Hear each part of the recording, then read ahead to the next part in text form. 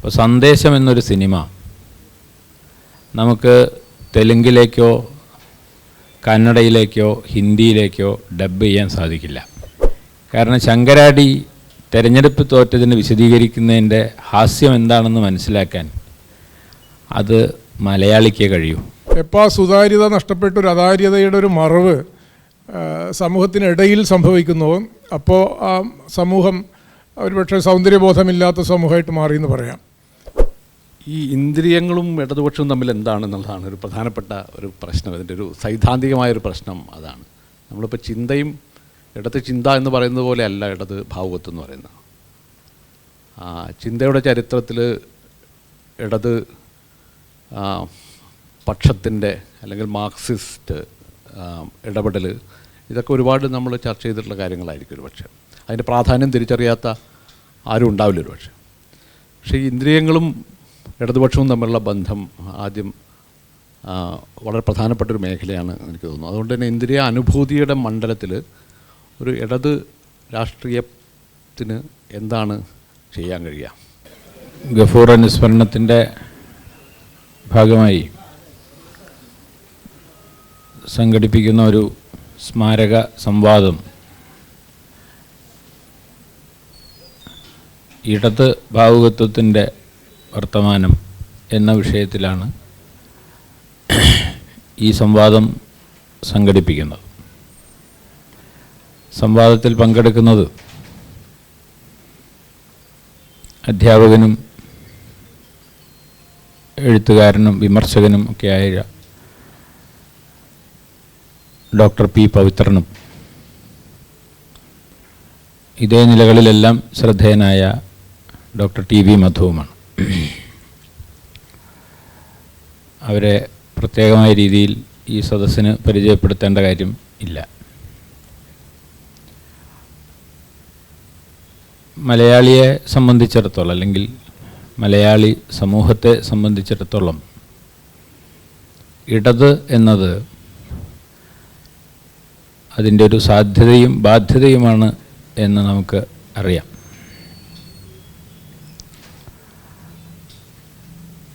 കേരളത്തെക്കുറിച്ചുള്ള ഏത് ചർച്ചയിലും ഏത് സംവാദത്തിലും ഇടത് ഒരു പ്രമേയമായി കടന്നു വരും എന്ന് നമുക്കറിയാം. കേരളത്തിൻ്റെ സമ്പദ് വ്യവസ്ഥയെക്കുറിച്ചോ സംസ്കാരത്തെക്കുറിച്ചോ കേരളത്തിൻ്റെ ചിന്താപാരമ്പര്യത്തെക്കുറിച്ചോ ഒക്കെയുള്ള ചർച്ചയിൽ ഇടത് എന്നത് ഒരു സംവർഗം ആണ്, അഥവാ ഒരു പാരഡൈം ആണ് എന്ന് നമുക്കറിയാം. അതിനോട് ഇടത് പക്ഷ രാഷ്ട്രീയത്തോട് യോജിക്കുന്നവരോ വിയോജിക്കുന്നവരോ അതിൽ നിന്ന് വിട്ടുനിൽക്കുന്നവരായ ആരായാലും ഈ ചർച്ചയിൽ ഈ ഒരു പ്രമേയം കടന്നു വരും എന്നത് പ്രധാനപ്പെട്ട ഒരു കാര്യമാണ്. മാത്രമല്ല മലയാളിയുടെ പൊതുബോധത്തിൻ്റെ തന്നെ ഭാഗമായി ഈ ഇടത് എന്നൊരു സങ്കല്പം നിലനിൽക്കുന്നുണ്ട്. ഞാൻ എപ്പോഴും ആലോചിക്കാറുള്ളൊരു കാര്യം, ഇപ്പോൾ സന്ദേശം എന്നൊരു സിനിമ നമുക്ക് തെലുങ്കിലേക്കോ കന്നഡയിലേക്കോ ഹിന്ദിയിലേക്കോ ഡബ് ചെയ്യാൻ സാധിക്കില്ല. ചെയ്താലും അവിടെ അത് വ്യാവസായികമായി വിജയിക്കില്ല. കാരണം ശങ്കരാടി തെരഞ്ഞെടുപ്പ് തോറ്റതിന് വിശദീകരിക്കുന്നതിൻ്റെ ഹാസ്യം എന്താണെന്ന് മനസ്സിലാക്കാൻ അത് മലയാളിക്കേ കഴിയൂ. കാരണം അത്രമാത്രം ഇടത് എന്നത് നമ്മുടെ പൊതുബോധത്തിൻ്റെ ഭാഗമാണ്. അത് ഇടതുപക്ഷത്തുള്ളവരും അല്ലാത്തവരും എല്ലാം പങ്കിടുന്ന ഒരു പൊതുബോധത്തിൻ്റെ ഭാഗമാണത് എന്നർത്ഥം. അതുകൊണ്ട് ഈ സംവാദം വളരെ പ്രസക്തമാണെന്നാണ് ഞാൻ പറഞ്ഞതിൻ്റെ അർത്ഥം. ഇടത് എന്ന് വിളിക്കുന്നതിനകത്ത് തന്നെ ഇതേക്കുറിച്ച് വ്യത്യസ്ത അഭിപ്രായങ്ങളുള്ളവരും ഉണ്ട് എന്ന് നമുക്കറിയാം. അതേസമയം ഇടതുപക്ഷ രാഷ്ട്രീയത്തിൻ്റെ പ്രയോഗവും കേരളത്തിൻ്റെ സമൂഹത്തെ രൂപപ്പെടുത്തുന്നതിൽ നിർണായകമായ പങ്ക് വഹിച്ചിട്ടുണ്ട്. ആ പ്രയോഗത്തെ പല മട്ടിൽ ആഴത്തിൽ ആ പ്രയോഗങ്ങൾ വിമർശിക്കപ്പെട്ടിട്ടുണ്ട്. അപ്പം ഇതിൻ്റെ എല്ലാം വളരെ സങ്കീർണമായ ഒരു ചുരുക്കപ്പേരാണ് ഇടത് എന്ന് പറയുന്നത്. ചിന്തയുടെയും രാഷ്ട്രീയ പ്രയോഗത്തിൻ്റെയും സംസ്കാരത്തിൻ്റെയും എല്ലാം ഒരു ചുരുക്കപ്പേരാണ് ഇടത് എന്നത്. ഇവിടെ നാം സംസാരിക്കുന്നത് ഇടത് ഭാവുകത്വത്തെക്കുറിച്ചാണ്. ഭാവുകത്വം എന്ന വാക്ക് വളരെ ഈ പറഞ്ഞ പോലെ വളരെ സങ്കീർണമായൊരു വാക്കാണ്. സെൻസിബിലിറ്റി എന്നാണ് അതിന് ഇംഗ്ലീഷിൽ പൊതുവെ പറയാറുള്ളത്. സെൻസിബിലിറ്റി എന്നത് സെൻസുമായി ബന്ധപ്പെട്ട ഒരു കാര്യമാണ്. അത് ഇന്ദ്രിയങ്ങളുമായി ബന്ധപ്പെട്ടൊരു കാര്യമാണ്. ഇന്ദ്രിയങ്ങളിലൂടെയാണ് ലോകം തന്നെ വാസ്തവത്തിൽ മനുഷ്യർക്ക് അല്ലെങ്കിൽ മനുഷ്യരെ സംബന്ധിച്ചിടത്തോളം ലോകം എന്നത് യാഥാർത്ഥ്യമാവുന്നത് ഇന്ദ്രിയങ്ങളിലൂടെയാണ്. കണ്ടും കേട്ടും മണത്തും രുചിച്ചും സ്പർശിച്ചുമാണ് ലോകമുണ്ടാവുന്നത്. അങ്ങനെയുള്ള ഇന്ദ്രിയങ്ങളിലൂടെയുള്ള ഇത്തരം അനുഭവങ്ങളാണ് അത് അവശേഷിപ്പിക്കുന്നതെന്തോ അതാണ് ഭാവം അല്ലെങ്കിൽ ഭാവുകത്വം എന്ന് പറയുന്നത്. അതുകൊണ്ട് ഇടത് എന്നത് കാണാത്തതിനെ ചിലതിനെ കാണിച്ചു തരികയും രുചിക്കാത്ത ചിലതിനെ അത് നമ്മുടെ രസനയിലേക്ക് കൊണ്ടുവരികയും അതിൽ നിന്നെല്ലാം ഉണ്ടാകുന്ന അനുഭവങ്ങളിൽ നിന്നുണ്ടാകുന്ന ഭാവം ചിന്തയുടെയും ആശയത്തിൻ്റെയും സംസ്കാരത്തിൻ്റെയും ഒക്കെ രൂപങ്ങളായി മാറുകയും ചെയ്യുന്നതിനെയാണ് വാസ്തവത്തിൽ നമ്മൾ സെൻസിബിലിറ്റി അല്ലെങ്കിൽ ഭാവുകത്വം എന്ന് പറയുന്നത്. അപ്പോൾ അടിസ്ഥാനപരമായത് അനുഭവലോകമാണ്.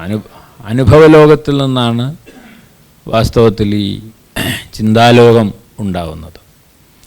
അപ്പോൾ അനുഭവലോകത്തെ നിർമ്മിക്കുന്നതിലും ചിന്താലോകത്തെ നിർമ്മിക്കുന്നതിലും ഈ സംജ്ഞ എത്രമാത്രം പ്രസക്തമാണ് എന്നൊരു പക്ഷേ നാം ചിന്തിക്കേണ്ടി വരും. ഏതൊരു സംജ്ഞയുടെയും സങ്കല്പത്തിൻ്റെയും കാര്യത്തിലെന്ന പോലെ ചരിത്രപരമായ ഗതിവിഗതികളിലൂടെ ഈ ഇടത് എന്ന സങ്കല്പം കടന്നുപോയിട്ടും ഉണ്ട്. നമ്മുടെയൊക്കെ ജീവിതത്തെ അത് പലതരത്തിൽ സ്പർശിച്ചിട്ടുണ്ട്. ഗഫൂറിനെ പോലൊരു എഴുത്തുകാരനെ അത് വളരെ കാലം വേട്ടയാടുകയും നേരത്തെ സുരേഷൊക്കെ സംസാരിച്ചതുപോലെ ഗഫൂറിനെ തന്നെ രൂപപ്പെടുത്തുകയും ചെയ്ത ഒരു പ്രധാനപ്പെട്ട സംഘർഷ സ്ഥാനമാണ് ഇടത് എന്ന് പറയുന്നത്.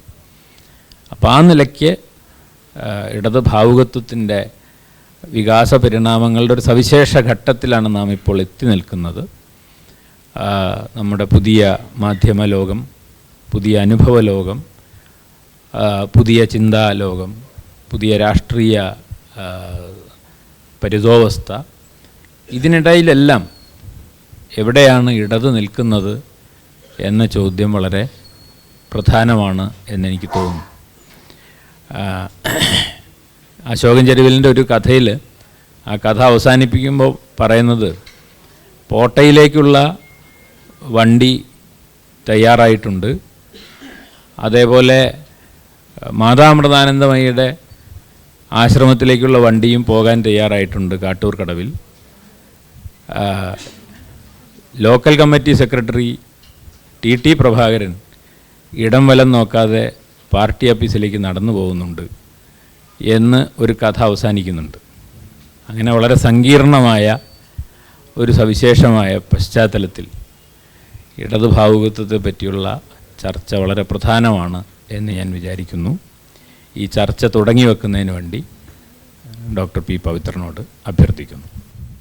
ഇതൊരു സങ്കീർണമായൊരു തലക്കെട്ടാണത്. ഇപ്പോൾ കേരള മാതൃക എന്ന് നമ്മൾ വികസനത്തെക്കുറിച്ച് പറയുമ്പോൾ പറയാറുണ്ടല്ലോ. അതായത് ആളോഹരി വരുമാനം കുറഞ്ഞിട്ടും മാനവ വികസന സൂചികകളിൽ ലോകത്തിലെ വികസിത രാജ്യങ്ങൾക്കൊപ്പം നിൽക്കുന്നു എന്ന അർത്ഥത്തിലാണ് നമ്മൾ കേരള മോഡൽ എന്ന് പറയുന്നത്. അത് 70കളുടെ മധ്യത്തിലാണ് അത്തരത്തിലുള്ളൊരു ആശയം രൂപപ്പെടുന്നത്. അത് UN-ൻ്റെ ഒരു പഠനമായിരുന്നു. രാജിൻ്റെ നേതൃത്വത്തിൽ. ഇന്ന് കുറേ കാലങ്ങൾക്ക് ശേഷം നോക്കിയാൽ ഈ ഇടത് എന്നുള്ള വാക്കുമായിട്ട് ബന്ധപ്പെട്ട് നോക്കിയാൽ ക്ലാസിക്കലായ ഒരു ഇടതുപക്ഷത്തിൻ്റെ രാഷ്ട്രീയ സ്വാധീനം ഭരണതലത്തിൽ നിലനിൽക്കുന്ന ലോകത്തിലെ ഒരു പ്രദേശം കേരളമാണ് എന്ന് പറയാം. അപ്പോൾ ആ നിലയിലൊരു കേരള മോഡലുണ്ട്. അതിൻ്റെ ശരിതെറ്റുകളൊക്കെ രണ്ടാമത്തെ കാര്യം. പക്ഷേ രാഷ്ട്രീയത്തിൻ്റെ അകത്തെ അല്ലെങ്കിൽ ഒരു രാഷ്ട്രീയ പ്രസ്ഥാനം എന്നുള്ള നിലയിലുള്ള ഇടതുപക്ഷവും ഒരു ഭാവുകത്വപരമായ ഇടതുപക്ഷവും തമ്മിൽ നേരത്തെ പറഞ്ഞ പോലെ അത് ഇണക്കവും പിണക്കവും ഒക്കെ ഉള്ള ഒന്നാണ്. ഇവിടെ ഇപ്പോൾ അനുസ്മരിക്കപ്പെടുന്ന ഗഫൂർ ഖയുടെ ഒക്കെ പിന്നെ ജീവിതമായിട്ടും കൃതികളൊക്കെ ആയിട്ട് ബന്ധപ്പെട്ടൊക്കെ തന്നെ അത് നിൽക്കുന്നുണ്ട്. അപ്പോൾ അതിൻ്റെ ഒരു ചരിത്രത്തിൽ ഈ നമ്മളിപ്പോൾ ഉപയോഗിക്കുന്ന വാക്ക് ഭാവുകത്വം എന്നുള്ള വാക്ക് ഇംഗ്ലീഷിൽ സെൻസിബിലിറ്റി എന്നുള്ള അർത്ഥത്തിലാണ് എടുക്കുന്നതെങ്കിൽ അത് ഇന്ദ്രിയപരമായ, നേരത്തെ സൂചിപ്പിച്ച പോലെ ഇന്ദ്രിയപരമായ ഒരു തലമാണ് പ്രാഥമികമായിട്ടുള്ളത്. അത് ഇന്ത്യൻ രീതിയിൽ ഭാവം എന്ന അർത്ഥത്തിൽ ഭാവുകത്വം എന്നൊരു വാക്ക് ഉപയോഗിക്കാം. പക്ഷേ ഇംഗ്ലീഷിലോ അല്ലെങ്കിൽ യൂറോപ്യൻ ഭാഷകളിലോ ഭാവം എന്നുള്ള അർത്ഥത്തിൽ അല്ല സെൻസിബിലിറ്റി എന്നുള്ള വാക്ക് നിൽക്കുന്നത്.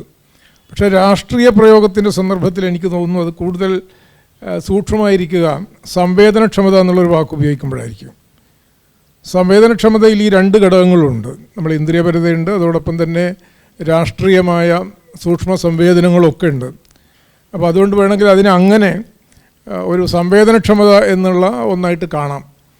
പ്രത്യേകിച്ചും ഇന്നത്തെ ഇന്ത്യൻ സാഹചര്യത്തിൽ അപരങ്ങളുമായുള്ള സംവേദനക്ഷമതയാണ് സത്യത്തിൽ രാഷ്ട്രീയം.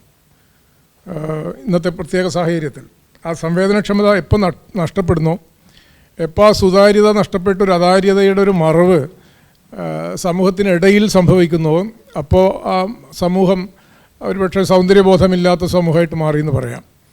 അപ്പോൾ ആ അർത്ഥത്തിൽ നോക്കിയാൽ ഭാവുകത്വം അല്ലെങ്കിൽ സംവേദനക്ഷമത തന്നെയാണ്, വിശാലാർത്ഥത്തിൽ നമ്മളൊക്കെ ഉപയോഗിക്കുന്ന വാക്കാണെങ്കിൽ സൗന്ദര്യബോധം തന്നെയാണ് രാഷ്ട്രീയം എന്ന് വരും. കാരണം അവരെ മനസ്സിലാക്കാനും അത് ഉൾക്കൊള്ളാനും അതിനനുസരിച്ച് തന്നെ പുതുക്കിപ്പണിയാനുമുള്ള സന്നദ്ധത എപ്പോൾ വ്യക്തികൾക്കോ സമൂഹത്തിനോ സമൂഹ വിഭാഗങ്ങൾക്കോ നഷ്ടപ്പെടുന്നോ അപ്പോൾ അതിൻ്റെ രാഷ്ട്രീയ സ്വഭാവവും നഷ്ടപ്പെടുന്നു എന്നർത്ഥം. അത് സത്തകളായിട്ട് മാറും. ഇപ്പോൾ കേരളം എന്നുള്ള ഒരു ഐഡൻറ്റിറ്റിയെക്കുറിച്ച് പറയുമ്പോഴും അതുണ്ട്. കേരളം ഒരു ഉറപ്പിക്കപ്പെട്ട, ഇന്നലെ പൂർത്തിയാക്കപ്പെട്ട ഒന്നാണ് കേരളം എന്ന് നമ്മൾ പറഞ്ഞാൽ അവിടെ വെച്ചിട്ട് അതിൻ്റെ സംവേദനക്ഷമത അവസാനിച്ചു. അവിടെ ഒരു സന്ദർഭം കൂടി സൂചിപ്പിക്കേണ്ടതുണ്ടെന്ന് തോന്നുന്നു. ഇപ്പോൾ 1947 ഇന്ത്യക്ക് സ്വാതന്ത്ര്യം കിട്ടിയതിന് ശേഷം 1956 നമ്മൾ കേരളം എന്നുള്ള സംസ്ഥാനം രൂപീകരിക്കപ്പെടുമ്പോൾ അതിൽ ആ ഇടക്കാലത്തെ അന്നത്തെ ദേശീയ പ്രസ്ഥാനത്തിൻ്റെ ഇടതുപക്ഷ പ്രസ്ഥാനത്തിൻ്റെ ഉൾപ്പെടെയുള്ള ചർച്ചകൾ നോക്കിയാൽ ഇന്നത്തെ കാണുന്ന പോലെ അല്ല. തിരുകൊച്ചി വേണമെങ്കിൽ ഒറ്റ സംസ്ഥാനമാക്കി നിർത്തി മലബാർ തമിഴിൻ്റെ കൂടെ നിർത്താം എന്ന് പറഞ്ഞിരുന്നു. അങ്ങനെ ആയിരുന്നെങ്കിൽ നമ്മളിവിടെ ഇരുന്ന് കേരളം എന്ന് ചർച്ച ചെയ്യുമ്പോൾ കാര്യം മാറുമായിരുന്നു. ദക്ഷിണേന്ത്യ മൊത്തത്തിൽ ഒരു സംസ്ഥാനം എന്നൊരു ആശയമുണ്ടായിരുന്നു. അതുപോരാഞ്ഞിട്ട് പശ്ചിമതീര സംസ്ഥാനം എന്നൊരു ആശയമുണ്ടായിരുന്നു. അത് വളരെ പ്രബലമായ ഒരു ആശയമാണ്.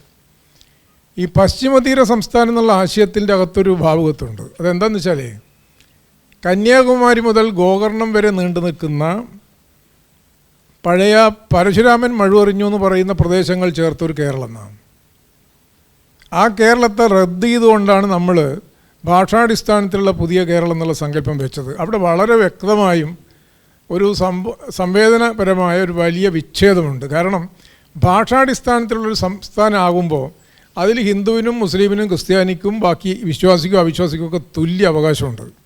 പക്ഷേ ആര്യാവർത്തമായിരുന്നെങ്കിൽ അതിൻ്റെ കുത്തക അധികാരം ഹിന്ദുക്കൾക്കും ബാക്കിയുള്ള ആളുകളൊക്കെ അവിടെ കുടിയേറി വന്ന ആളുകളും എന്നുള്ളൊരു ധാരണ, ആ സങ്കല്പം തന്നെ ഉണ്ടാക്കുമായിരുന്നു.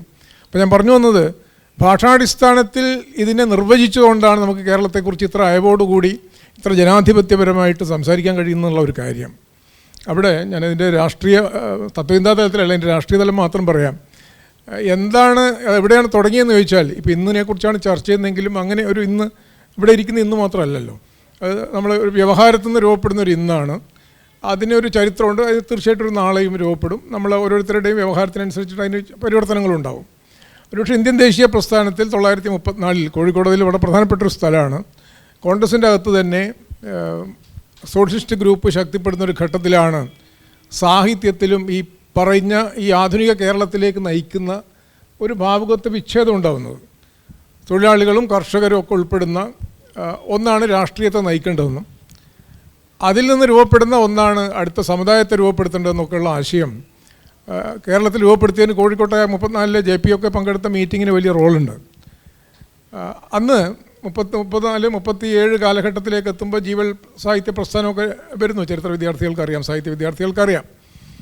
അപ്പോൾ അതിലുണ്ടായ ഏറ്റവും പ്രധാനപ്പെട്ട വിച്ഛേദം എന്താണെന്ന് വെച്ചാൽ സ്ഥായിയായ കാര്യങ്ങളെക്കുറിച്ച് സംസാരിക്കലല്ല സാഹിത്യം, അല്ലെങ്കിൽ സ്ഥായിയായ കാര്യങ്ങളെ വാഴ്ത്തലല്ല സാഹിത്യം. പകരം ചലിച്ചുകൊണ്ടിരിക്കുന്ന ഒന്നിനെക്കുറിച്ചുള്ള ഭാഷണമാണ് സാഹിത്യം. എന്ന വളരെ പ്രധാനപ്പെട്ട കാര്യമാണ്. താൽക്കാലികമായ ഒന്നിനെ കുറിച്ചുള്ള വ്യവഹാരമാണ് സാഹിത്യം എന്നുള്ളത് കേരളത്തിൽ ഉറപ്പിച്ചതിന് ഈ ഇടതുപക്ഷ ഭാവുകത്തിന് വലിയ പങ്കുണ്ട്. ഒരു പക്ഷേ ഉത്തരേന്ത്യയിൽ നിന്നോ അല്ലെങ്കിൽ മറ്റിതര സംസ്ഥാനങ്ങളിൽ നിന്നോ കേരളം മാറി നിൽക്കുന്നതിൻ്റെ വളരെ പ്രധാനപ്പെട്ട ഒരു വ്യത്യാസം ക്ലാസിക്കൽ എന്ന് നമ്മൾ പറയാവുന്ന ഭാവുകത്വത്തെ നമുക്ക് മിക്കവാറും സമ്പൂർണ്ണമായിട്ട് തന്നെ നിരാകരിക്കാൻ കഴിഞ്ഞു എന്നുള്ളതാണ്. അതിൽ ഞാൻ കേസരി ബാലകൃഷ്ണപിള്ളയുടെ ഒരു സന്ദർഭം പറയാം. ഉള്ളൂർ അന്ന് എഴുത്തുകാരോട് പറയുന്നുണ്ട്, ശാശ്വതമായ കാര്യങ്ങൾ വേണം സാഹിത്യത്തിൻ്റെ പ്രമേയമാകാൻ. ഉള്ളൂരാണ് അന്നത്തെ വളരെ ആധികാരിക പ്രാമാണിക സ്വഭാവമുള്ള ഒരാളാണ്. എഴുത്തുകാർക്ക് കൊടുക്കുന്ന നിർദ്ദേശം അത് കേസരി ബാലകൃഷ്ണപിള്ള അതിന് വിമർശിച്ചുകൊണ്ട് DH ലോറൻസിൻ്റെ കവിതകൾക്ക് അദ്ദേഹം എഴുതിയ ഒരു ആമുഖം എടുത്ത് ഉദ്ധരിച്ചുകൊണ്ട് സ്ഥായിയായതിലല്ല, ഈ താൽക്കാലികമായതിലാണ് നമ്മൾ ശ്രദ്ധിക്കേണ്ടതെന്നും ദൈവകേന്ദ്രിതമായ ഒന്നിലല്ല മനുഷ്യകേന്ദ്രിതമായ ഒന്നിലാണ് നമ്മൾ ഊന്നേണ്ടതെന്നും മനുഷ്യ സമുദായം തന്നെയാണ് കലയുടെ അല്ലെങ്കിൽ സാഹിത്യത്തിൻ്റെ ലക്ഷ്യം എന്നും പറയുന്നുണ്ട്. ആ ഷിഫ്റ്റ് ഒരുപക്ഷെ എനിക്ക് തോന്നുന്നു ഇന്ത്യയിൽ ഏറ്റവും കൂടുതൽ നടന്ന ഒരിടം കേരളം തോന്നുന്നു. നമുക്ക് ഇന്ത്യയിൽ നിന്ന് പറയാൻ ഓരോ പ്രദേശത്തെക്കുറിച്ചും അത്രയധികം ഒരു ഫസ്റ്റ് ഹാൻഡ് വിവരം ഉണ്ടായിട്ട് പറയല്ല. പക്ഷേ പിന്നീടുള്ള രാഷ്ട്രീയ പരിണാമം നോക്കിയാൽ നമുക്ക് ഏകദേശം അത് വ്യക്തമാണ്. ഒരു രാമായണ സീരിയലൊന്നും നമ്മളെ അങ്ങനെ ബാധിച്ചിട്ടില്ല. അല്ലെങ്കിൽ രാമായണവും മഹാഭാരതത്തെക്കുറിച്ചുള്ള ചർച്ച പോലും നമുക്കിവിടെ ഭൗതികവാദപരമായും ഒക്കെ നമുക്ക് അല്ലെങ്കിൽ ബഹുസ്വരമായിട്ടൊക്കെ വിശദീകരിക്കാൻ കഴിയുന്നൊരു അന്തരീക്ഷം നമുക്കിവിടെ ഉണ്ട്. അപ്പോൾ അതുകൊണ്ട് ഇടതുപക്ഷ ഭാവുകത്വം എന്നുള്ള വാക്കിനെ അതിൻ്റെ മുഖവിലേക്ക് എടുത്താൽ എനിക്ക് തോന്നുന്നു നമുക്ക് ആ വിച്ഛേദം ഒരു 30-കളുടെ ദേശീയ പ്രസ്ഥാനത്തിൻ്റെ കാലഘട്ടത്തിൽ വന്ന പിന്നീട് 1935 പാരീസ് സമ്മേളനവും 36 ലക്നൗ സമ്മേളനവും കഴിഞ്ഞ് ജീവൽ സാഹിത്യ പ്രസ്ഥാനത്തിലേക്ക് വന്ന ആ പരിണാമത്തെ കേരളത്തിൻ്റെ ഭാവുകത്വത്തിൽ വളരെ ഉറപ്പിച്ചെടുക്കാൻ നമുക്ക് കഴിഞ്ഞു എന്ന് എനിക്ക് തോന്നുന്നു. അത് സാഹിത്യത്തിൽ മാത്രം നടന്നൊരു സംഗതിയാണെന്ന് ഞാൻ കരുതുന്നില്ല. അതിന് അനുഗുണമായി രാഷ്ട്രീയത്തിലും രാഷ്ട്രീയ സംഘാടനത്തിലും ഭരണതലത്തിലും നമ്മുടെ സമരങ്ങളിലൊക്കെ രൂപപ്പെട്ട ഒരു ഘടകം അതിൽ വലിയ പങ്ക് വഹിച്ചു എന്ന് എനിക്ക് തോന്നുന്നു. അപ്പോൾ അതുകൊണ്ട് ആ നിലയിലുള്ള ഒരു ജനാധിപത്യവൽക്കരണം നമ്മുടെ ഭാവുകത്വത്തിൽ 30-കൾ മുതൽ ആരംഭിക്കുകയും ഇടതുപക്ഷ രാഷ്ട്രീയ നേതൃത്വം EMSനൊക്കെ വലിയ റോളുണ്ട് അതിൻ്റെ അകത്ത്. ഇടതുപക്ഷ രാഷ്ട്രീയ നേതൃത്വത്തിന് തന്നെ അതിൻ്റെ ഒരു പ്രധാന അജണ്ടയായിട്ട് അത് വരികയും ചെയ്യുന്ന ഒരു സംഗതി കേരളത്തിൽ നടന്നു എന്ന് എനിക്ക് തോന്നുന്നത്. അത് മറ്റ് ഭാഷാ സംസ്ഥാനങ്ങളിലെ ഭാഷാ സാഹിത്യം ശ്രദ്ധിച്ചാൽ അത്തരത്തിലുള്ള സൈദ്ധാന്തിക ഇടപെടലുടെ ഒരു തുടർച്ച അവിടെ ഉണ്ടായിട്ടുണ്ടോ എന്ന് സംശയമാണ്. ഞാൻ സാഹിത്യത്തെ മുൻനിർത്തിയാണ് പറയുന്നത്. സിനിമയിലൊക്കെ ബംഗാളിയിലൊക്കെ നടക്കുന്ന വേറെ ചില കാര്യങ്ങളുണ്ട്. അപ്പോൾ എനിക്ക് തോന്നുന്നു ഇടതുപക്ഷ ഭാവുകത്വത്തെ സംബന്ധിച്ച് സംവേദനക്ഷമത എന്ന അർത്ഥത്തിൽ നമുക്ക് 30-കളിൽ തന്നെ അത് വലിയ രീതിയിൽ സ്ഥാപിക്കാൻ കഴിഞ്ഞു. അതിൻ്റെ ഒരു തുടർച്ച പിന്നീട് ജനകീയ സമരങ്ങളിൽ നിന്നൊക്കെ രൂപപ്പെടുത്താനും നമുക്ക് സാധിച്ചു എന്ന് എനിക്ക് തോന്നുന്നു. അതതിൻ്റെ ഒരു ആരംഭ ബിന്ദുവായിട്ട് നമുക്ക് വേണേൽ പറയാം. അപ്പോൾ ഇതിലേറ്റവും പ്രധാനമായിട്ടും ഊന്നിയത് ഭാവുകത്വം എന്നതിനെ സംവേദനക്ഷമതയായും അതിനെ കുറേ കൂടി കൃത്യമായി സൗന്ദര്യബോധമായുമാണ് ഡോക്ടർ പി പവിത്രൻ ആ സങ്കല്പനത്തെ, ഭാവുകത്വം എന്ന സങ്കല്പനത്തെ വ്യാഖ്യാനിച്ചത്. അതിൽ അദ്ദേഹം പറഞ്ഞ പോലെ കേരളത്തിൻ്റെ ഈ കലാ സാഹിത്യ മേഖലകളിലും സൗന്ദര്യബോധത്തിലും മൗലികമായ വിച്ഛേദം സൃഷ്ടിക്കാൻ ജീവൽ സാഹിത്യത്തിനും അത് ഉയർത്തിവിട്ട ആശയങ്ങൾക്കും വലിയ പങ്ക് വഹിക്കാൻ കഴിഞ്ഞിട്ടുണ്ട് എന്ന കാര്യം നമുക്കറിയാവുന്നതാണ്. ഇന്ത്യൻ സാഹിത്യത്തിൽ അത്തരത്തിലുള്ള മൗലികമായ വിച്ഛേദം മറ്റേതെങ്കിലും ഭാഷകളിൽ നടന്നിട്ടുണ്ടോ എന്ന ഒരു സംശയം അദ്ദേഹം പ്രകടിപ്പിക്കുന്നുണ്ട്.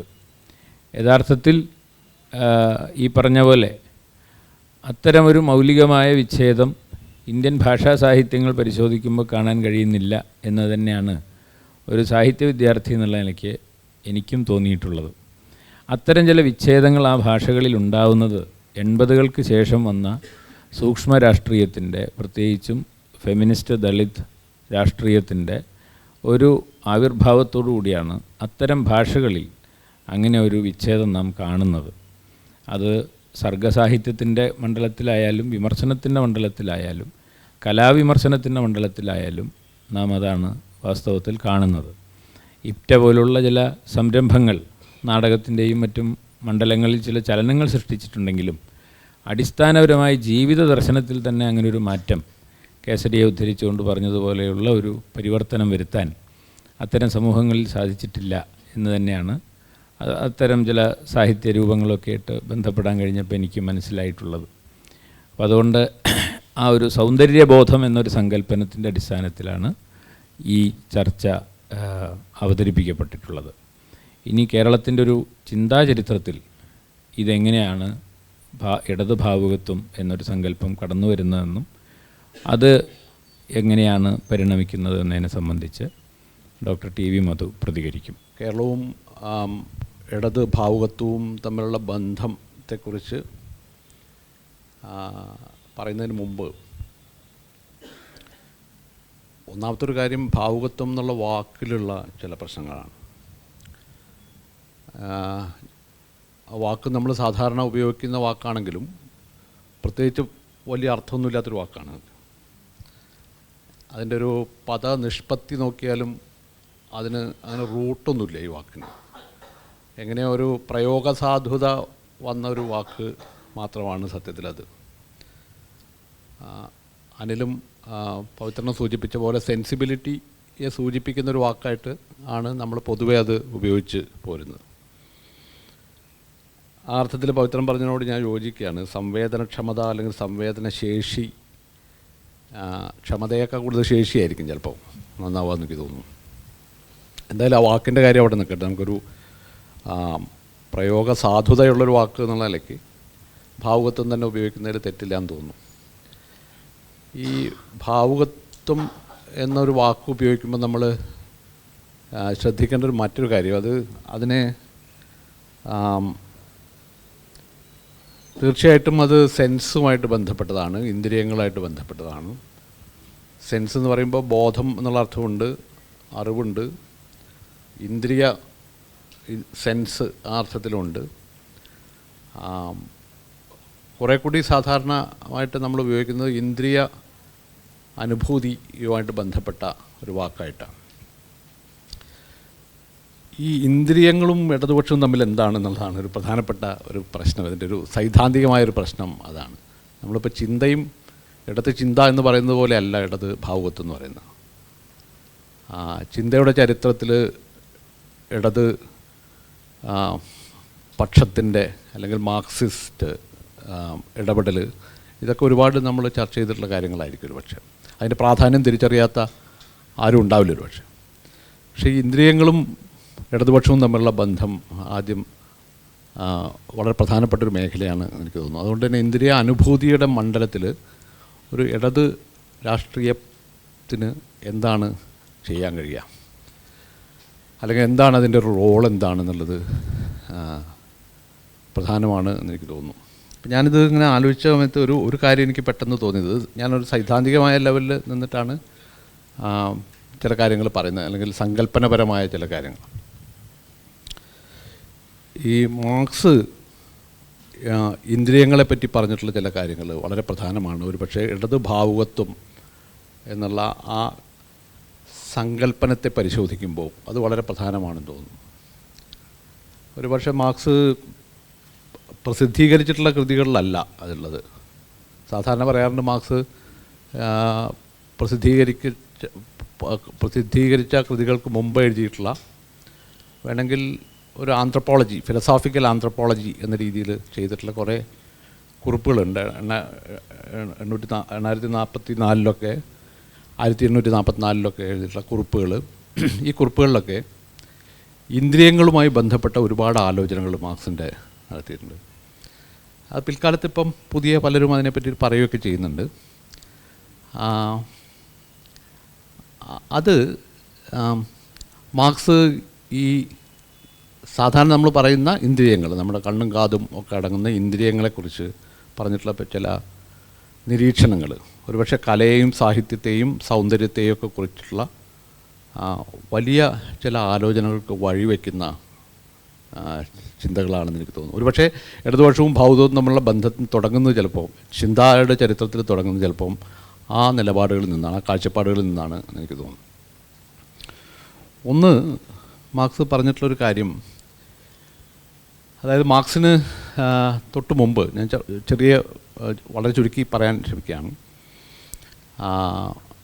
ഈ ഫോയർബാഗ് തീസിസുകളിൽ മാർക്സ് പറയുന്ന പ്രധാനപ്പെട്ടൊരു ഇത്, ലുഡ്വിഗ് ഫോയർബാഗ് ഇന്ദ്രിയങ്ങളെപ്പറ്റി ഉള്ള അദ്ദേഹത്തിൻ്റെ ചില കാഴ്ചപ്പാടുകളെ വിമർശിച്ചുകൊണ്ട്, എന്നാൽ പൂർണ്ണമായും വിമർശിച്ചുകൊണ്ടല്ല, ഭാഗികമായി അംഗീകരിച്ചുകൊണ്ട് എന്നാൽ വിമർശിച്ചുകൊണ്ട് നടത്തിയിട്ടുള്ള ചില നിരീക്ഷണങ്ങളാണ്.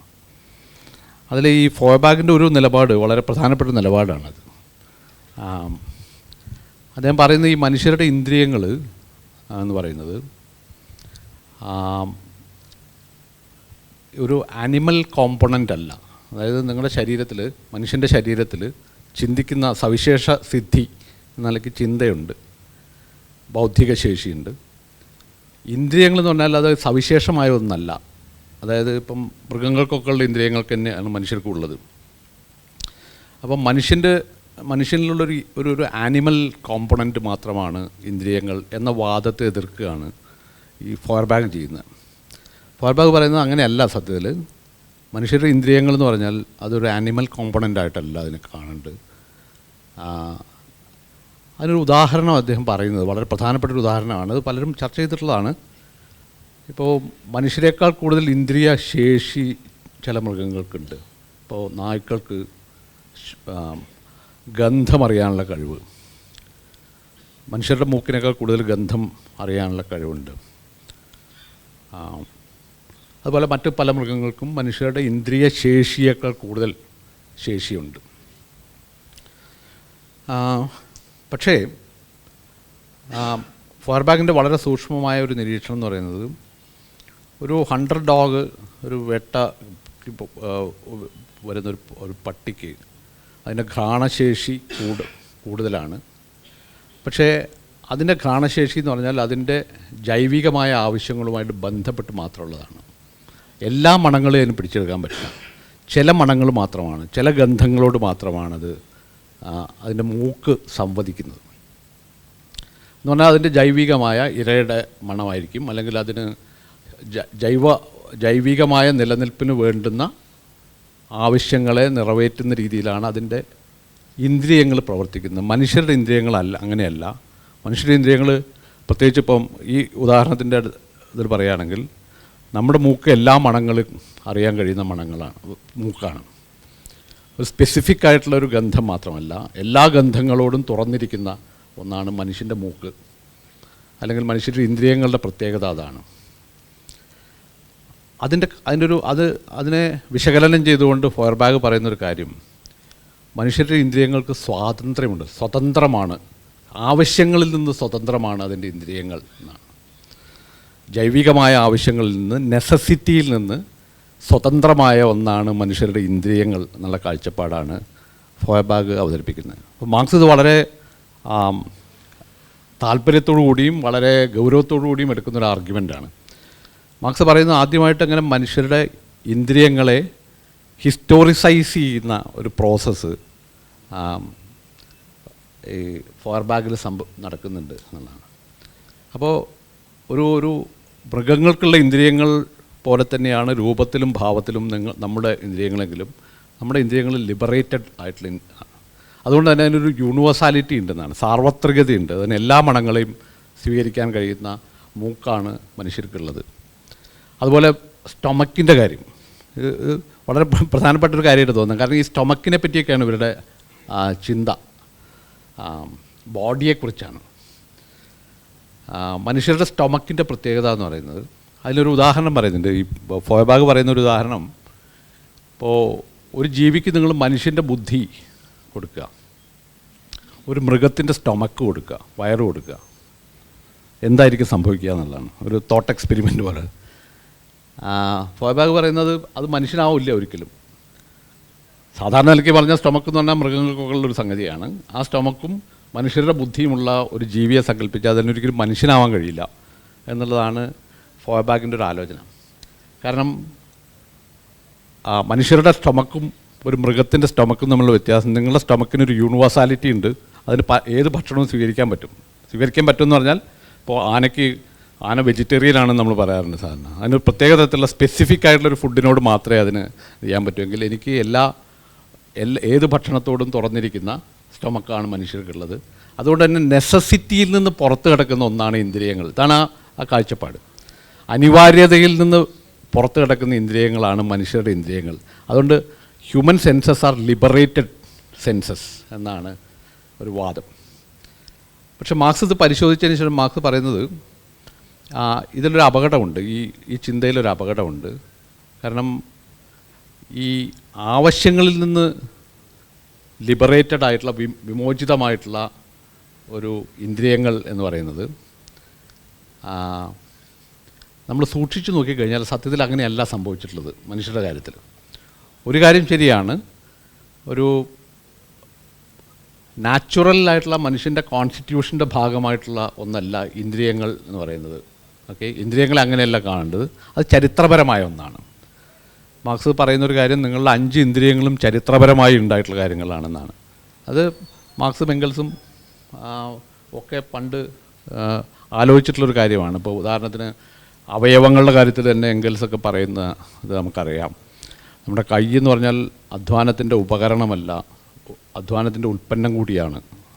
അതുപോലെ ഈ ചെവിയും മൂക്കും കണ്ണുമൊക്കെ മനുഷ്യരുടെ സാമൂഹികമായ ചരിത്രപരമായ പ്രക്രിയയിലൂടെ രൂപപ്പെട്ടു വന്നതാണ്, അല്ലാതെ നാച്ചുറലായിട്ടുള്ള കോൺസ്റ്റിറ്റ്യൂഷൻ അല്ല. ഈ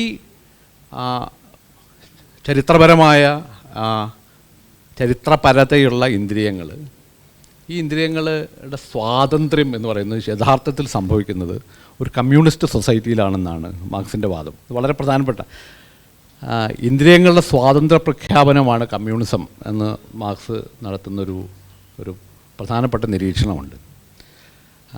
കാരണം ഇപ്പോൾ ഒരു ക്യാപിറ്റലിസത്തെ പറ്റിയിട്ടുള്ള മാർക്സിൻ്റെ നിരീക്ഷണം ഇതാണ്. ക്യാപിറ്റലിസത്തിൽ മനുഷ്യരുടെ ഇന്ദ്രിയങ്ങളൊക്കെ സെൽഫിഷായിട്ടുള്ള ഇന്ദ്രിയങ്ങളാണ്. ഇന്ദ്രിയങ്ങൾ സെൽഫിഷാണ്, സ്വാർത്ഥമായ ഇന്ദ്രിയങ്ങളാണ്. ആ ഇന്ദ്രിയങ്ങളെ സ്വതന്ത്രമാക്കലാണ് കമ്മ്യൂണിസ്റ്റ് സൊസൈറ്റിയിൽ സംഭവിക്കുന്നതെന്നാണ്. അപ്പോൾ ഞാനിതൊക്കെ പറഞ്ഞു വന്നതിൻ്റെ കാര്യം എന്ന് വെച്ചാൽ, ഈ ഭാവുകത്വം എന്ന ആശയത്തിൻ്റെ ഒരു മർമ്മത്തിൽ തൊട്ടിട്ടാണ് മാർക്സിൻ്റെ ചിന്ത തുടങ്ങുന്നത് തന്നെ. ആ ഇന്ദ്രിയ സംവേദനം, ഇന്ദ്രിയ അനുഭൂതിയുടെ മണ്ഡലം എന്നത്. അപ്പോൾ എന്താണ് ഈ ഇന്ദ്രിയങ്ങളുടെ സ്വാതന്ത്ര്യ പ്രഖ്യാപനം എന്ന് പറയുന്നത്? വളരെ മനോഹരമായൊരു ആശയമാണത്. ഒരുപക്ഷെ മാർക്സിൻ്റെ ഈ പറഞ്ഞ പോലെ കുറച്ച് കാൽപ്പനികമായിട്ടുള്ള ഒരു ആദ്യകാല മാർക്സിൻ്റെ ചിന്തയിൽ നിന്ന് രൂപപ്പെട്ടൊരു സ്വപ്നാത്മകമായ ഒരു ആശയമായിരിക്കാം ഒരുപക്ഷെ കമ്മ്യൂണിസം എന്ന് പറയുന്നത്. മനുഷ്യരുടെ ഇന്ദ്രിയങ്ങൾ സ്വതന്ത്രമാകുന്ന സ്വാതന്ത്ര്യ പ്രഖ്യാപനം, വിമോചിതം, ഇമാൻസിപ്പേറ്റഡ് എന്ന വാക്ക് ഉപയോഗിക്കുന്നു. ഇമാൻസിപ്പേറ്റ് ചെയ്യപ്പെടുന്ന, വിമോചിതമാകുന്ന ഒരു സമൂഹമാണ് എന്ന് പറയാനുള്ള കാരണം. ഇപ്പോൾ ഉദാഹരണത്തിന് ഇപ്പോൾ നമ്മളുടെ സൗന്ദര്യബോധം എടുക്കുക. മാർക്സ് അത് പല ഉദാഹരണങ്ങളിൽ വിശദീകരിക്കാൻ ശ്രമിക്കുന്നുണ്ട്. ഞാൻ മാർക്സ് ഉപയോഗിക്കാത്ത പല ഉദാഹരണങ്ങളും നമുക്ക് വേണമെങ്കിൽ കാണാൻ പറ്റും. ഇപ്പോൾ നമുക്ക് വെളുത്തത് സുന്ദരമാണ് എന്ന് നിങ്ങൾക്ക് ഒരു ജഡ്ജ്മെൻറ്റ് നമ്മൾ നടത്തുമ്പോൾ നിങ്ങളുടെ കണ്ണിന് വെളുപ്പ് സുന്ദരമായിട്ട് അനുഭവപ്പെടുന്നുണ്ടെങ്കിൽ ആ കണ്ണിൻ്റെ ഈ പറഞ്ഞ സംവേദനം എന്ന് പറയുന്നത് തീർച്ചയായിട്ടും അത് ചരിത്രപരമായ ഒന്നാണ്. മാർക്സിൻ്റെ വാദത്തെ നമ്മളിങ്ങനെ എടുക്കുകയാണെങ്കിൽ, അപ്പോൾ നമ്മൾ ഒരു ക്യാപിറ്റലിസ്റ്റ് മൂലധന വ്യവസ്ഥയ്ക്കുള്ളിൽ നിങ്ങളുടെ ഇച്ഛകളും താല്പര്യങ്ങളും ഒക്കെ ആയിരിക്കും നിങ്ങളുടെ അഭിരുചിയെ നിർണ്ണയിക്കുക. അല്ലെങ്കിൽ നിങ്ങളുടെ ഏതെങ്കിലും തരത്തിലുള്ള പക്ഷപാതങ്ങളായിരിക്കും, ഏതെങ്കിലും തരത്തിലുള്ള താല്പര്യങ്ങൾ, ഇൻട്രസ്റ്റുകളൊക്കെ ആയിരിക്കും എൻ്റെ കണ്ണിൻ്റെ രുചിയെ നിർണ്ണയിക്കുക, എൻ്റെ നാവിൻ്റെ രുചിയെ നിർണ്ണയിക്കുന്നത്, അല്ലെങ്കിൽ എൻ്റെ ചെവിയുടെ രുചിയെ നിർണ്ണയിക്കുന്നത്, ആസ്വാദനത്തെ നിർണ്ണയിക്കുന്നത്, സ്വാദ്, നാവ്, രുചി. ഈ ഇന്ദ്രിയങ്ങൾ മുഴുവൻ പ്രവർത്തിക്കുന്നത് ഇങ്ങനെ സെൽഫിഷായിട്ടാണ്. മാർക്സ് ഉപയോഗിക്കുന്ന വാക്ക് തന്നെയാണ്, ഇന്ദ്രിയങ്ങൾ സെൽഫിഷാണ് എന്നുള്ളത്. ഈ സെൽഫിഷായ ഇന്ദ്രിയങ്ങളുടെ സ്വാതന്ത്ര്യ പ്രഖ്യാപനം നടക്കണമെങ്കിൽ ഈ പറഞ്ഞ സാമൂഹ്യ വ്യവസ്ഥ മാറണം എന്നുള്ളതാണ്. അപ്പോൾ ഇത് സാധാരണ നിലയ്ക്ക് നമ്മൾ ഇപ്പോൾ പവിത്രൻ സൂചിപ്പിച്ച ഒരു വാദം വളരെ പ്രധാനപ്പെട്ടൊരു കാര്യമാണത്. ഇപ്പോൾ ജീവൽ സാഹിത്യ പ്രസ്ഥാനമായാലും പുരോഗമന സാഹിത്യ പ്രസ്ഥാനമായാലും കേരളത്തിലെ ഇടതുപക്ഷവും ഭാവുകത്വവും തമ്മിലുള്ള ബന്ധത്തെ നിർണ്ണയിക്കുന്ന പ്രധാനപ്പെട്ട ചില ഇടപെടലുകളാണ്. ഈ ഇടപെടലുകളുടെയൊക്കെ ഉള്ളിലുണ്ടായിട്ടുള്ള ഒരു വിമർശനാത്മകമായിട്ടൊരു പക്ഷേ നമുക്ക് പരിശോധിക്കാൻ കഴിയുന്നൊരു കാര്യം, ഈ സൗന്ദര്യബോധം എന്ന് പറയുന്നത്, സൗന്ദര്യ മൂല്യം എന്ന് പറയുന്നത്, എസ്തെറ്റിക് വാല്യൂ എന്ന് പറയുന്നത്, അതിനോട് സ്വീകരിച്ച ചില നിലപാടുകൾ തീർച്ചയായിട്ടും ശരിയാണ്. മാർക്സിസ്റ്റ് ഒരു ഇടതുപക്ഷ കാഴ്ചപ്പാടിനുള്ളിൽ ഒരു ഉദാത്തമായ സൗന്ദര്യം, കേവലമായ സൗന്ദര്യം, എസ്തെറ്റിക് വാല്യൂ, കേവലമായ മൂല്യങ്ങൾ, ഓക്കെ, ഇതിനെയൊക്കെ എതിർക്കുന്ന രീതിയിൽ മാത്രമാണ് ഒരു ഇടതുപക്ഷ ചട്ടക്കൂടിൽ നിന്നുകൊണ്ട് നമുക്ക് കാണാൻ കഴിയാം. അങ്ങനെയുള്ളതൊക്കെ ബൂർഷ്വാ സങ്കല്പങ്ങളാണ് എന്ന ഒരു കാഴ്ചപ്പാടിൻ്റെ മുകളിലാണ് പല സാഹിത്യ വിമർശനങ്ങളും സാഹിത്യ നിരൂപണ സങ്കേതങ്ങളുമൊക്കെ ഒരുപക്ഷെ ഇടതുപക്ഷം രൂപപ്പെടുത്തിയിട്ടുള്ളത്. അതിൻ്റെ പരിമിതികൾ ഒരുപക്ഷെ ഈ മസടക്കമുള്ള അല്ലെങ്കിൽ പലരും തിരിച്ചറിഞ്ഞിട്ടുണ്ടാവാം. അത് വലിയൊരു പരിമിതിയായിട്ട്, ഒരു വലിയ പ്രതിസന്ധിയായിട്ട്, അതിപ്പോൾ ഞാൻ പറയാം, ഒരുപക്ഷെ ഇടതുപക്ഷം എന്ന് പറയുമ്പോൾ, ഇടതു ഭാവുകത്വം എന്ന് പറയുമ്പോൾ ഇവിടെ പുരോഗമന കലാസാഹിത്യ പ്രസ്ഥാനമോ അല്ലെങ്കിൽ അതിന് ശേഷവും തുടർന്നു വരുന്ന ഇപ്പോൾ സ്ത്രീ സാഹിത്യ വിമർശന രീതികൾ, സ്ത്രീപക്ഷ സാഹിത്യ സമീപനങ്ങൾ, ദലിത് പക്ഷ സാഹിത്യ സമീപനങ്ങൾ, ഇതിലൊക്കെ തുടർന്നു പോരുന്ന ഒരു കാഴ്ചപ്പാട് ഒരു പക്ഷേ ഈ ഭാവുകത്വം എന്ന് പറയുന്നതിനെ എങ്ങനെ കാണും എന്നുള്ളതാണ്. ഒരുപക്ഷെ കേവലമായ ഒരു ഭാവുകത്വം, കേവലമായ സൗന്ദര്യം, കേവലമായ മൂല്യസങ്കല്പം, ഇതിൻ്റെയൊക്കെ അഭാവത്തിൽ ഈ സൗന്ദര്യത്തെ പറ്റിയുള്ള സങ്കല്പം അല്ലെങ്കിൽ ഭാവുകത്വത്തെ പറ്റിയുള്ള സങ്കല്പം, ഇത് തമ്മിൽ ചേർത്ത് വയ്ക്കാൻ ഉള്ളൊരു ബുദ്ധിമുട്ട് വളരെ പ്രധാനപ്പെട്ടതാണ്. ഒരുപക്ഷെ ഇന്നത്തെ ഏറ്റവും ഇടതു ഭാവുകത്വത്തെപ്പറ്റി അതിൻ്റെ ഇന്ന് വർത്തമാനത്തെക്കുറിച്ച് സംസാരിക്കുമ്പോൾ അതായിരിക്കും ഒരു പ്രധാനപ്പെട്ട ചർച്ചാ വിഷയമായിട്ട് മാറേണ്ടത് എന്ന് എനിക്ക് തോന്നുന്നു. പവിത്ര മാഷ് പറഞ്ഞതും മധുമാഷ് പറഞ്ഞതും തമ്മിൽ എങ്ങനെയാണ് ഇനി നമുക്ക് കണക്ട് ചെയ്യേണ്ടതെന്നുള്ളതാണ് ഏറ്റവും പ്രധാനപ്പെട്ടൊരു കാര്യം. അതിൻ്റെ ഒരു സൂചനയോട് കൂടിയിട്ടാണ് മധുമാഷ് ഇത് അവസാനിപ്പിച്ചത്. കേരളത്തിൽ നടന്നിട്ടുള്ള സമരങ്ങൾ, പ്രത്യേകിച്ചും നമ്മൾ പറയുന്ന നവോത്ഥാനം എന്നൊക്കെ പറയുന്ന സന്ദർഭത്തിൽ നടന്നിട്ടുള്ള സമരങ്ങൾ, ഇപ്പോൾ പന്തിഭോജനം എന്നുള്ളത് ചിന്താപരമായ ഒരു വിപ്ലവമായിരുന്നില്ല. അത് ചെറായിയിൽ സഹോദരൻ അയ്യപ്പൻ വിളിച്ചു ചേർത്ത ഈ പന്തിഭോജനത്തിൽ പങ്കെടുത്ത ഒരു ചെറിയ കുട്ടി, പുലയ സമുദായത്തിൽ നിന്നുള്ളൊരു കുട്ടി, ചോറും കടലയും ചക്കക്കുരുവും കൂടി ഉണ്ടാക്കി ഒരു പുഴുക്കും കൂടി കൂട്ടിക്കുഴച്ച് ഒരു വലിയ ഉരുളയാക്കി ഒരു പ്ലേറ്റിൽ വെച്ച് ആ ഉരുളയിൽ നിന്ന് എല്ലാവരും ഭക്ഷണം കഴിച്ചതിനെയാണ് പന്തിഭോജനം എന്ന് പറയുന്നത്. ആ സമരത്തിൻ്റെ അർത്ഥം അതൊരു പുതിയ അനുഭവമാണ്. ഒരാളുടെ വിരൽ സ്പർശിക്കുകയും അയാളുടെ ഉമിനീര് കൂടി കലരുകയും ചെയ്ത ഒരു ഭക്ഷണം നിങ്ങൾക്ക് ഒരു പ്രയാസവുമില്ലാതെ പങ്കുപറ്റാൻ കഴിയുന്നു എന്ന് പറയുമ്പോൾ അത് രുചിയുടെ ഒരു പുതിയ അനുഭവമാണ്. ആ രുചിയുടെ അനുഭവമാണ് ചിന്താപരമായൊരു സങ്കല്പനമായിട്ട് മാറുന്നത്. തൊട്ടുകൂടാത്തവരെ തൊടാം എന്ന് വരുമ്പോൾ അത് ചിന്താപരമായൊരു വിപ്ലവം മാത്രമല്ല, അതിനേക്കാൾ അത് ഇന്ദ്രിയപരമായ ഒരു വിപ്ലവം ആണ്. നേരത്തെ വെളുപ്പിൻ്റെ കാര്യം പറഞ്ഞു. വെളുപ്പ് മാത്രം കണ്ട് പരിശീലിപ്പിക്കപ്പെട്ട നമ്മുടെ ഇന്ദ്രിയങ്ങൾക്ക് കറുപ്പ് സൗന്ദര്യമാണ് എന്ന് എങ്ങനെയാണ് അനുഭവപ്പെടുന്നത്? യേശുദാസിൻ്റെ പാട്ട് മാത്രം, ശബ്ദം മാത്രം കേട്ട് ശീലിച്ച മലയാളിക്ക് നാഞ്ചിയമ്മയുടെ ശബ്ദം എങ്ങനെയാണ് സ്വീകാര്യമായിത്തീരുന്നത്? അതുകൊണ്ട് സാമൂഹ്യ വിപ്ലവത്തിൽ ഏറ്റവും പ്രധാനപ്പെട്ട ഒരു ഘടകം ഈ ബുദ്ധിയും ചിന്തയുമാണ്. ചിന്താകേന്ദ്രിതമായ ഒരു രാഷ്ട്രീയ പ്രയോഗത്തേക്കാൾ ഇന്ദ്രിയങ്ങളെയും അനുഭവങ്ങളെയും കേന്ദ്രീകരിച്ചുകൊണ്ടുള്ള രാഷ്ട്രീയ പ്രയോഗങ്ങൾ എത്രമാത്രം ഇടത് പക്ഷത്തിന് മുന്നോട്ട് കൊണ്ടുപോകാൻ കഴിഞ്ഞിട്ടുണ്ട് എന്ന ചോദ്യം വളരെ പ്രധാനപ്പെട്ടൊരു ചോദ്യമാണ്. സ്ത്രീകളുടെ ശരീരം അശുദ്ധമാണ് എന്ന് പറയുന്ന ഒരു സങ്കല്പത്തിൽ ചിന്തയേക്കാളേറെ നിലനിൽക്കുന്നത് ശരീരനിഷ്ഠമായ, നേരത്തെ പറഞ്ഞ പോലെ സ്പർശനത്തിൻ്റെയും മറ്റുമായ ഒരനുഭൂതി തലമാണ്. അതൊക്കെ കേരളത്തിൽ ഇന്നും നിലനിൽക്കുക നമ്മുടെ കൂട്ടത്തിൽ. ജാക്ക് റാൻസിയർ ഈ പൊളിറ്റിക്സ് ഓഫ് ഈസ്തെറ്റിക്സ് എന്ന് പറയുന്ന കൃതിയിൽ ഏറ്റവും പ്രധാനമായി പറയുന്നൊരു കാര്യം, രാഷ്ട്രീയത്തിൽ സംഭവിക്കുന്നതും കലയിൽ സംഭവിക്കുന്നതും രണ്ടല്ല.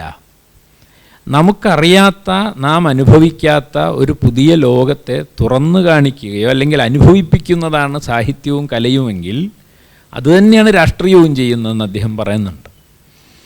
അപ്പോൾ ആ അർത്ഥത്തിൽ ഇടതുഭാവുകത്വത്തിൻ്റെ മൗലികമായ പ്രതിസന്ധി നാം പറഞ്ഞു വരുന്ന I think therefore I am എന്ന് പറയുന്ന ആ പഴയ ജ്ഞാനോദയത്തിൻ്റെ തുടർച്ചയിൽ നിൽക്കുന്ന മാർക്സിസ്റ്റ് അല്ലെങ്കിൽ പ്രയോഗങ്ങളുടെയും ചിന്തയുടെയും ഒരു മണ്ഡലത്തിൽ നാം ഇപ്പോഴും നിൽക്കുകയും സഹോദരൻ അയ്യപ്പനും ശ്രീനാരായണ ഗുരുവും ഒക്കെ മുന്നോട്ട് വെച്ച ഒരു ഇന്ദ്രിയപരമായ വിച്ഛേദങ്ങളെ ഏതോ സന്ദർഭത്തിൽ അവഗണിക്കുകയും ചെയ്തതിൻ്റെ ഫലമല്ലേ ഇടത് ഭാവുകത്വം നേരിടുന്നൊരു പ്രതിസന്ധി? അതുതന്നെയല്ലേ കലയെ വിലയിരുത്തുന്നതിൽ നാം നേരിട്ട പ്രധാനപ്പെട്ട പ്രതിസന്ധി? സാഹിത്യത്തിൻ്റെ മണ്ഡലത്തിൽ ഒരു പക്ഷേ നാം കുറേ കൂടി നേരത്തെ പവിത്രൻ മാഷ് പറഞ്ഞ കേസരിയിൽ നിന്നൊക്കെ ഊർജ്ജം ഉൾക്കൊണ്ട് പിന്നീട് അതും വളരെ പരിമിതമായി രൂപഭാവ ചർച്ചയിലേക്ക് അത് ഒതുങ്ങിപ്പോയി. പിന്നീട് നവമാർക്സിസത്തിൻ്റെയും മറ്റും കാലത്ത് അത് കുറേയും കൂടിയും വിപ്ലവകരമായ ചില വഴികളിലേക്കൊക്കെ നീങ്ങുന്നതിൻ്റെ ചില സൂചനകളുണ്ടെങ്കിലും സാഹിത്യത്തിനപ്പുറമുള്ള ചിത്രകല, ശില്പം, അങ്ങനെയുള്ള പല മേഖലകളെയും ഇന്ന് നമുക്കിപ്പോഴും അപ്രാപ്യമാണതൊക്കെ. ഒരു സിനിമയെക്കുറിച്ച് പഠിക്കുമ്പോൾ ഇപ്പോഴും നമ്മൾ അതിൻ്റെ ഉള്ളടക്ക സംബന്ധിയായ ചർച്ചയാണ് നടത്തിക്കൊണ്ടിരിക്കുന്നത്. അതിൻ്റെ ദൃശ്യഭാഷയെ വിലയിരുത്താൻ ഉള്ള സാക്ഷരത നമുക്കില്ലാതെ പോയത് കണ്ണെന്ന് പറയുന്നൊരവയവത്തെ, അപ്പം മധുമാഷ് എപ്പോഴും പറയുന്ന ഉദാഹരണമാണത്. ഒരു ചിത്രം മനസ്സിൽ ആവുകയല്ല, കണ്ണിൽ ആവുകയാണ് ചെയ്യേണ്ടത് എന്ന് അദ്ദേഹം പറയാറുണ്ട്.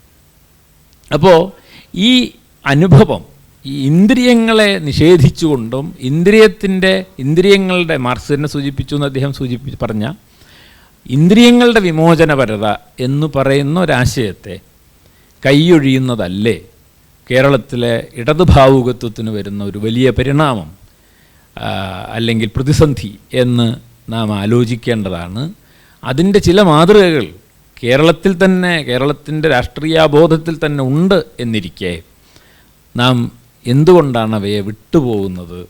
അതൊരു തരത്തിൽ ഒരു അംനേഷ്യ, കൾച്ചറൽ അംനേഷ്യ എന്ന് പറയുന്ന പോലെ ഒരു പൊളിറ്റിക്കൽ അംനേഷ്യ അല്ലേ എന്ന വളരെ പ്രധാനപ്പെട്ടൊരു ചോദ്യം ഇതിനകത്ത് ഉയർന്നു വരുന്നുണ്ട്.